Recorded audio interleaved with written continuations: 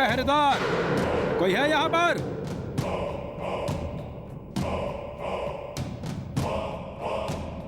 रसोई घर में जो लोग खाना बना रहे थे उन सबको पकड़कर इस राजमहल में लेकर आओ। जाओ।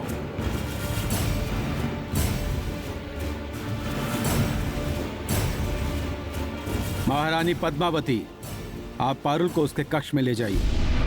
आप बिल्कुल चिंता न करें, ऐसा काम जिसने भी किया है उसे हम अवश्य ढूंढ निकालेंगे। महाराज नक्षत्र ज्योति की होने वाली रानी की जो हत्या करना चाहता है, और वो जो भी है, कहीं भी है, वो हमसे बच नहीं सकता। आप ले जाइए पारुल को।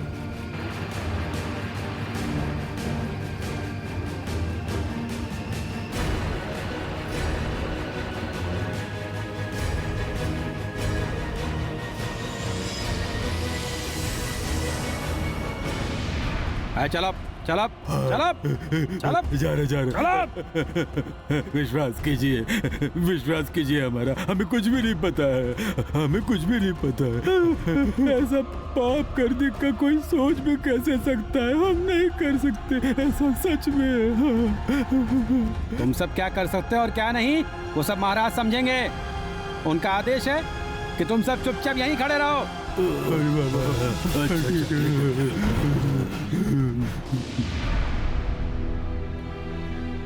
ये कैसी संकट आ गई हमारी बेटी पर। हाँ, उसने तो कभी भी किसी को कोई नुकसान नहीं पहुंचाया।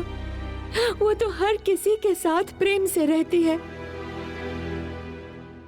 उसकी इतनी बड़ी शत्रु कौन हो सकती है जो उसे मारना चाहती है?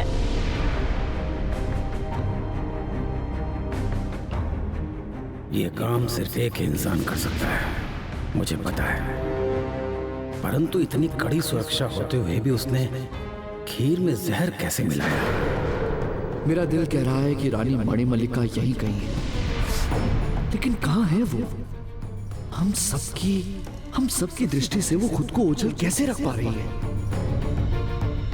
कहीं उसने फिर से दूसरा रूप तो नहीं धारण कर लिया? नहीं, मैं एक पल के लिए भी अपने बच्चों को दूर नहीं होने दूंगी खुद से। मैं हर समय इनको अपने पास ही रखूंगी।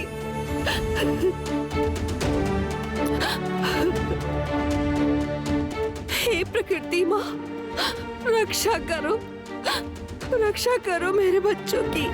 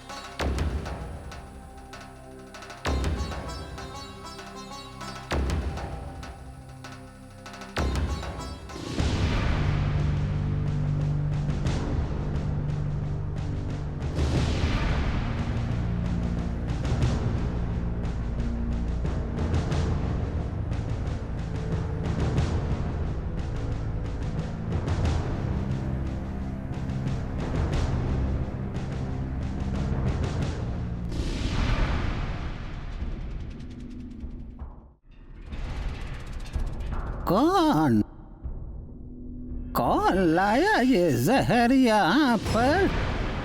ये जहर तो नानू क्या आप कुछ समझ पा रहे हैं?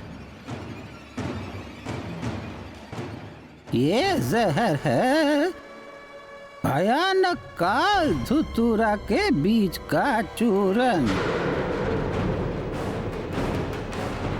तू जरा मुझे एक बात बता राघव, मेरे और मेरी बेटी को छोड़कर राक्षस वंश से कोई और भी आया है क्या इस उत्सव में? हाँ बता। जहां तक मैं जानता हूं नानू, राक्षस राज्य से सिर्फ आपको ही निमंत्रण मिला है। लेकिन अचानक से ये सवाल क्यों पूछा? क्या आप कुछ अनुमान लगा रहे हैं? ये काल धतूरे का जहर सिर्फ राक्षस राज्य में ही मिलता है। हाँ। किसी मनुष्य का इसका मिल पाना असंभव है। हाँ, बिल्कुल असंभव।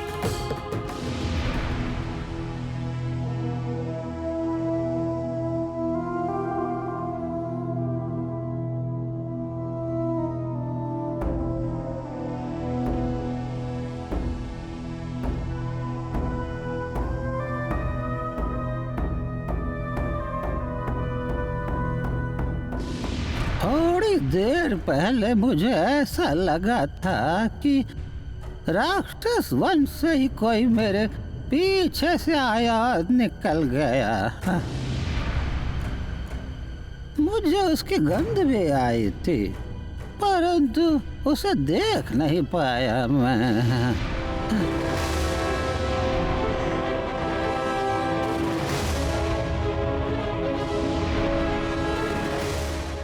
ऐसा लगा कि कोई मेरे पीछे से चला गया। कौन था? क्या हुआ पिताजी? पता नहीं, एक अजीब सी गंध आ रही है मुझे।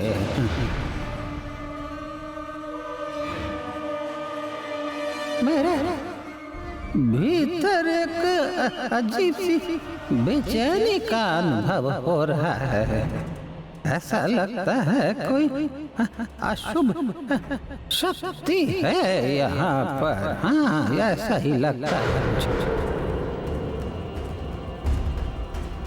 नानू, बुरा मत मानिएगा, लेकिन मुझे भी पता नहीं क्यों लग रहा है कि रानी मणिमल्लिका इस महल के अंदर ही है। सर्वनाश! तूने उसे यहाँ पर कहीं देखा है क्या? हाँ, बता।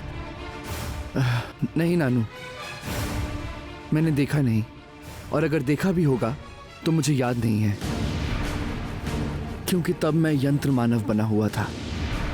लेकिन इस बारे में मैं निश्चित हूं कि पारुल पर जानलेवा हमला सिर्फ रानी मणिमल्लिका ही कर सकती है। उसे छोड़कर ऐसी गिरी हुई हरकत और कोई नहीं कर सकता। तब तो हम लोगों को हर पल सतर्क रहना पड़ेगा। हाँ, मणिमल्लिका मेरी नातिन है, उसे मैं बहुत अच्छे से जानता हूँ। वो इतनी आसानी से हार मानने वालों में से नहीं है। किसी भी समय वो फिर से हमला कर सकती है पारुल पर बेटा। हाँ।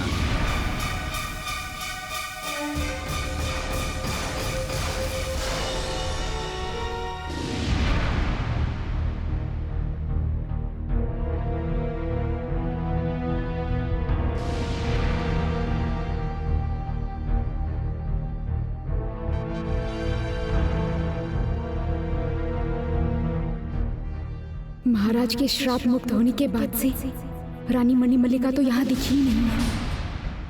अगर ये सब उन्हीं का किया धरा है तो हम में से कोई भी उन्हें देख क्यों नहीं पा रहा?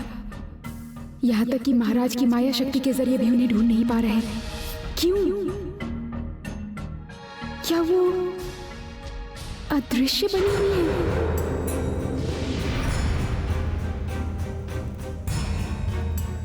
अगर पद्मावती ना होती तो मैं अपना कार्य समाप्त कर चुकी होती। जैसी बेटी वैसी माँ। मेरे सारे किए किराए पर पानी फेरने के लिए हमेशा तैयार। लेकिन तुम सब मुझे और कितने समय तक रोक पाओगे?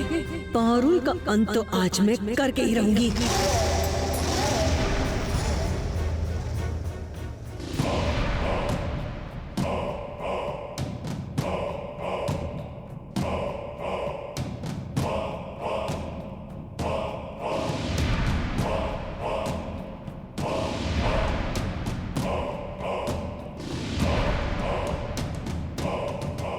होने वाली महारानी के लिए खीर किसने बनाई थी? सच सच बताओ।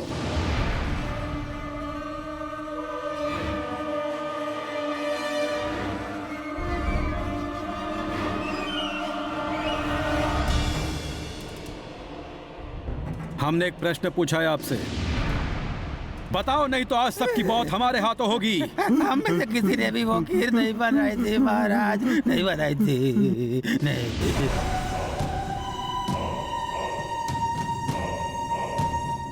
तो फिर किसने बनाई थी? नाम बताओ उसका। जी वो हमारी बूढ़ी माँ ने महारानी के लिए खीर बनाने की जिम्मेदारी उन्होंने ही ली थी, उन्होंने ली थी। ये जो कह रहा है क्या वो सच है? हाँ महाराज, बिल्कुल सच है, बिल्कुल सच है।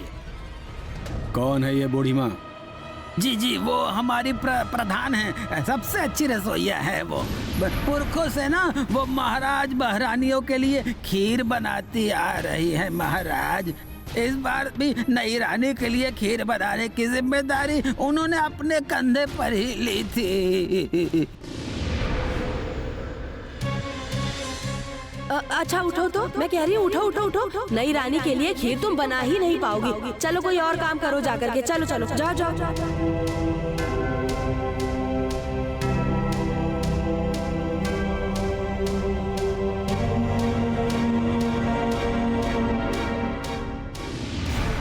याद आ गया, हमें सब कुछ याद आ गया। रसोई घर में बैठकर वो खीर पका रही थी।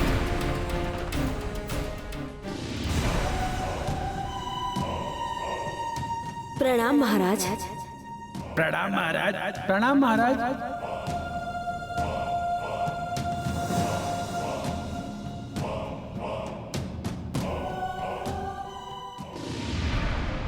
तब तो उन्हें देखकर हमें तो बिल्कुल भी शक नहीं हुआ था। कहाँ है वो बुद्धि? वो दिखाई क्यों नहीं दे रही? वो खीर बनाकर उस खीर को कटोरी में परोस कर रसोई घर से निकल गई महाराज। और गई तो गई, वो फिर वापस लौट कर नहीं आई और रसोई में भी हाथ नहीं लगाया उसने। हमारा विश्वास कीजिए महाराज, मैं जो कह रहा हूँ। सेनापति जी। महाराज, हर दिशा में सैनिक भेज दो, हर दिशा में गुप्तचरों को भेजो। वो बुढ़ी जरूर ज्यादा दूर नहीं गई होगी। उस बुढ़ी को जितनी जल्दी हो सके हमारे सामने लेकर आओ, और जब तक वो बुढ़ी हमारे सामने नहीं आती तब तक इन रसोइयों को कारागार में बंदी बना के रखा जाए। जाओ, ले जाओ इन्हें। चलो चलो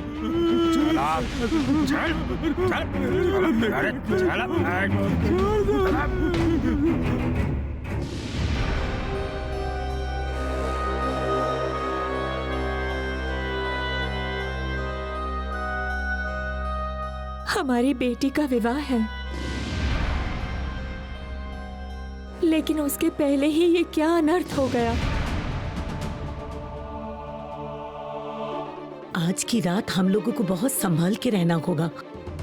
ऐसा करते हैं, बारी बारी आज हम पारुल की पहरेदारी करते हैं। यही सही रहेगा।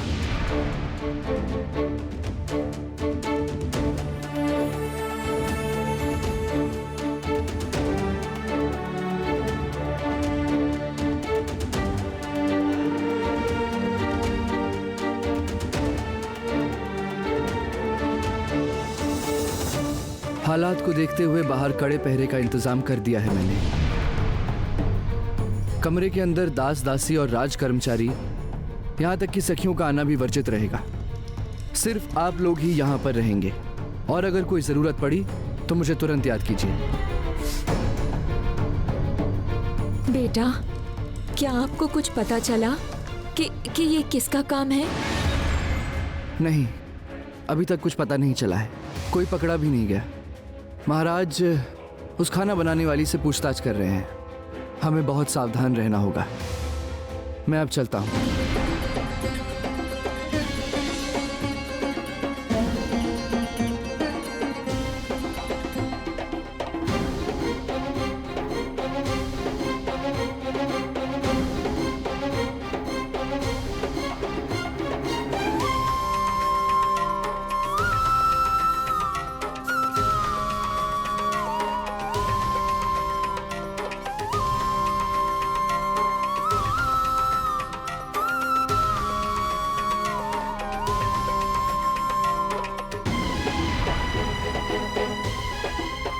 पहरेदार, पहरेदार,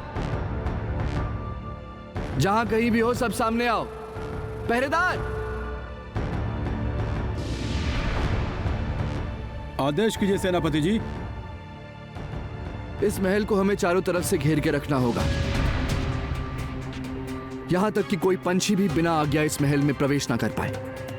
कल महाराज की शादी है। मुझे शक है कि आज रात भी होने वाली रानी पर आक्रमण हो सकता है, इसलिए सावधान। आज रात के पहले पहर तक पूरे महल की निगरानी मैं खुद करूंगा। रात के दूसरे पहर में मैं खुद होने वाली रानी के कमरे के बाहर पहरा दूंगा। और जब तक मैं वहां नहीं पहुंचता हूं, तब तक तुम लोग वहां से एक कदम भी नहीं हिलोगे, याद रखना। सेनापति जी।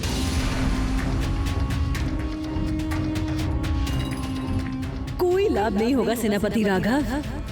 जितना चाहे पारुल को सुरक्षा दो, परंतु उस सुरक्षा घेरे को तोड़ने का कोई ना कोई उपाय मैं अवश्य ढूंढ लूंगी। मैं हूँ राक्षसी रानी मणिमल्लिका। मुझे रोकना असंभव है। मुझे कभी नहीं रोक पाओगे। सेनापति जी, सेनापति जी। क्या हुआ? महाराज ने इसी समय आपको कक्ष में बुलाया है। उस रसोइये बुढ़ी का पता मिल गया है।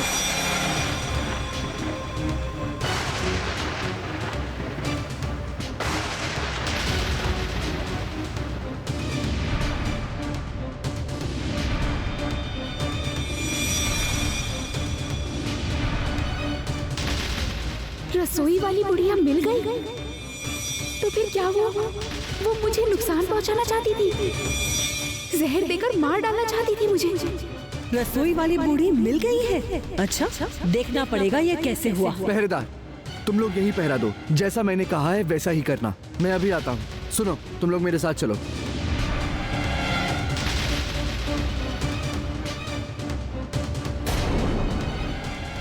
नहीं, अभी यहाँ से हट जाना ही अच्छा होगा।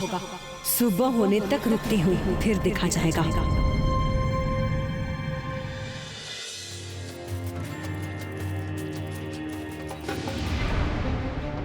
लेकिन मुझे तो बार बार रानी मणिमल्लिका पर ही शक हो रहा था। तो फिर उनके अलावा और कोई है क्या जो मुझे मारना चाहता है? एक बूढ़ी रसोई वाली तुझे क्यों मारना चाहेगी? मेरे पारुल ने तो कभी किसी को नुकसान नहीं पहुंचाया, कभी किसी का बुरा भी नहीं चाहा, तो फिर क्यों मारना चाहेगा कोई इसे?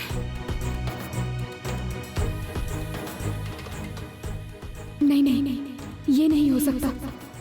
मेरा मन कह रहा है कि कहीं पे अवश्य कुछ गड़बड़ है।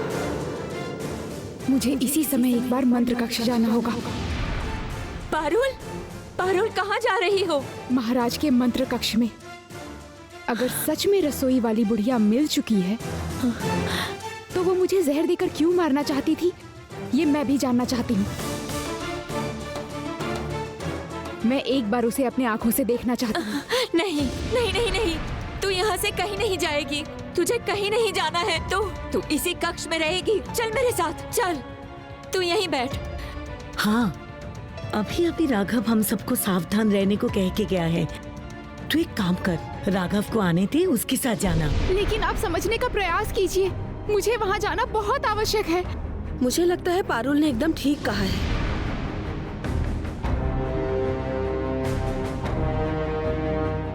वो बूढ़ी औरत कौन है? क्यों उसने पारुल को मारना चाहा? ये सब जानना हम सब के लिए आवश्यक है। परंतु पारुल वहां पर अकेली नहीं जाएगी। मैं भी चलूंगी पारुल के साथ। दीदी, आप सभी अतिथिशाला में जाकर विश्राम कीजिए, चिंता मत कीजिए, मैं हूँ पारुल के साथ।